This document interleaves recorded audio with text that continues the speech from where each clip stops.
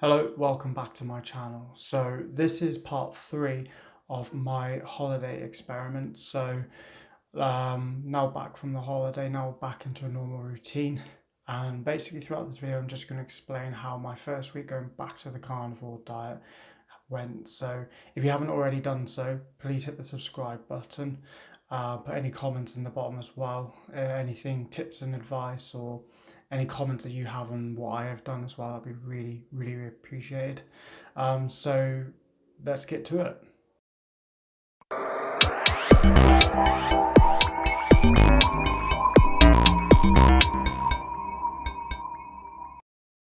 So this is my first week back from the holiday and eating back in the carnivore way as well, or as I call the normal way.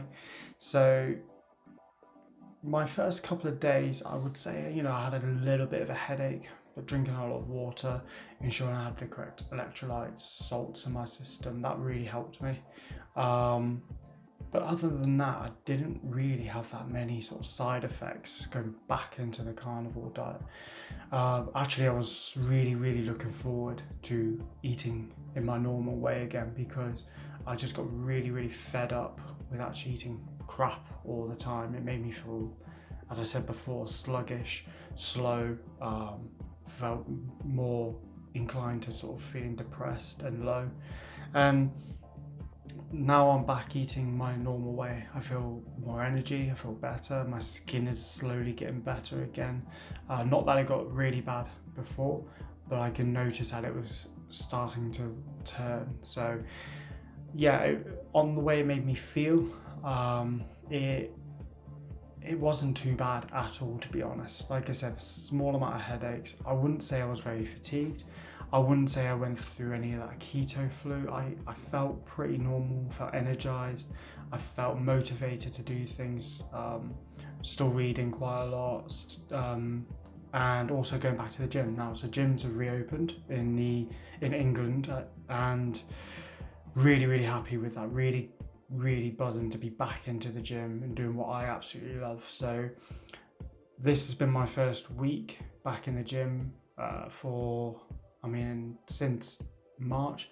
Now, it's not that I haven't worked out. I've been able to do some form of workouts at home, but it's nowhere near to the intensity that I usually train at. So I'm building my strength back up again now. Haven't really lost a hell of a lot, but I've got to get back to where I was before. Now, I haven't really been in the gym eating as strict a diet as I can, or eating as the way I do now, especially not having any dairy in my system. And to be honest with you, I don't feel much different. I feel I still have the same amount of energy. I feel more, I feel fitter. I feel like I can do a lot more.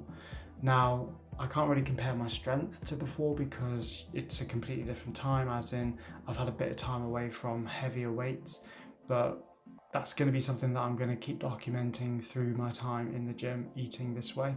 So it'd be interesting to see how I get on with that.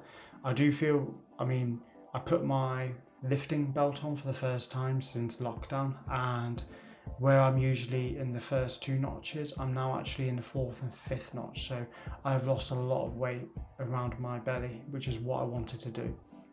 That isn't the be all and end all of why I eat this way. It's not all about weight loss for me. It's about living a healthier lifestyle. It's about helping an environment where I can, and I believe the carnivore diet to be the way to do that. And just sort of all around health really for me. But having lost weight through that is a good benefit. So it'd be really interesting to see how I proceed now, training in the gym to the higher intensity that I like to train at with the carnivore diet, which I will be documenting throughout. So finishing off, I would say, the main question is, what have I learned from this holiday experiment? And what I would say is, you can go through times when you can eat those foods, those heavy processed foods, but don't make it your everyday. Don't make it a treat every weekend as well. Like, have a better relationship with food. And I don't think you can do this experiment without having that good relationship with food. If you haven't got that relationship, you're going to fall so much easier into the trap. Whereas I went into this with a fairly good relationship. I knew that once I had done this experiment, it was over and I'm going back to my normal way of eating. It wasn't going to be something that I would slip back into eating in a bad way. So definitely don't try this if you feel like you're not there yet. If you're not got that relationship with processed foods and sugars where you can maybe have that one thing and not have it again for a really, really long time. If you're one of those people who would eat a bit of cake and then carry on and then carry on and then carry on, this isn't going to work for you. So yeah, going back to my original point, what I have learned is that I can eat this way. So, I probably won't eat this kind of food now till Christmas. And I'm going to allow myself to maybe have a day, maybe have 2 days where I will eat the sort of Christmas treats and enjoy myself a little bit. Not that I don't enjoy the food now, it's just that it'd be nice to have those sort of things in. But I know that my relationship with food is good and that I can then switch off and go back to my normal way of eating as a carnivore way.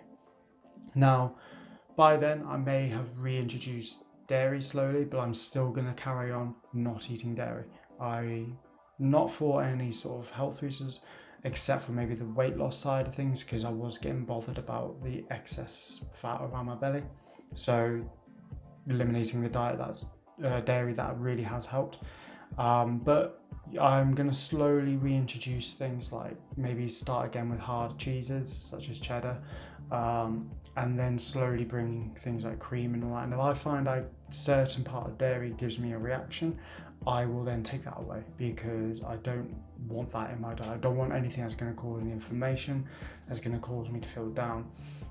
And that's kind of what this experiment has done. It's kind of showing me that the foods that I've eaten in the past, how they really, really affect me, how they make me feel, how they make me feel down, how they affect my gut microbiome, which then affects my mental capacity as well. So really glad that I've done this experiment, and I hope that you guys have also learned something from this as well. I don't just do this just for my own sort of benefit. I want to be able to help you guys, help you get an understanding of the diet, help you get an understanding of food relationships, all about how you and food sort of live together as well. So I hope this has been useful. Please let me know if you have any comments on this, like if you disagree with what I've done. I'd like to know. If you like what I've done, and hopefully it's helped you guys out, and if you were thinking about maybe breaking your carnivore diet a little bit just to have those things, are you in that place? Are you ready to do it, or is your relationship with food still not quite there? That was all I can really recommend, is make sure your relationship with food is there. You're not controlled by food, you control the food. So yeah, put some comments below, let me know what you think. If you haven't already done so, please hit that subscribe button and put a like on the video as well. That really helps. Share with any friends or family who you think might get something from this as well. Be really, really much appreciated. So I will be back again next week, and I am looking forward to this one actually. So I'm going to be doing a video on Weight Watchers and Slimming World type plans and how they make you have that bad relationship with it. So I'm sticking with that theme of food relationship and looking at these sort of paid diets where they're really they're trying to keep you in instead of actually making you have a sustainable weight loss as well. So thank you once again for joining me, and I shall see you next week. Thank you.